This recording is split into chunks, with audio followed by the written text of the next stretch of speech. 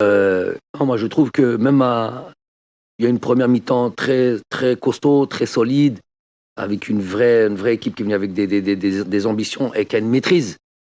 Tous leurs joueurs jouent en Europe.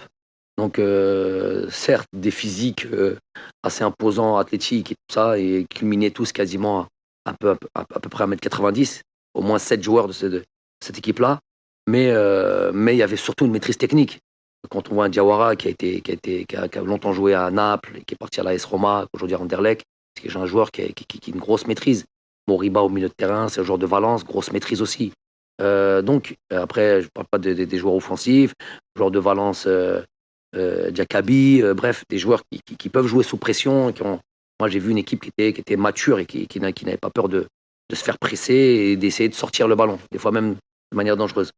Donc, on a eu un match face à une équipe, pour moi, assez complète. Moi, j'ai une belle perspective d'avenir pour cette équipe-là. Mon entraîneur, c'est un copain.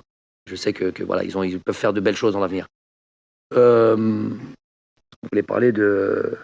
Donc, bien avant l'arrivée la rentrée plus ou moins des joueurs cadres, que ce soit Riyad, Youssef ou on a déjà vu, on a vu on s'était presque installé dans leur camp et ils avaient du mal à sortir.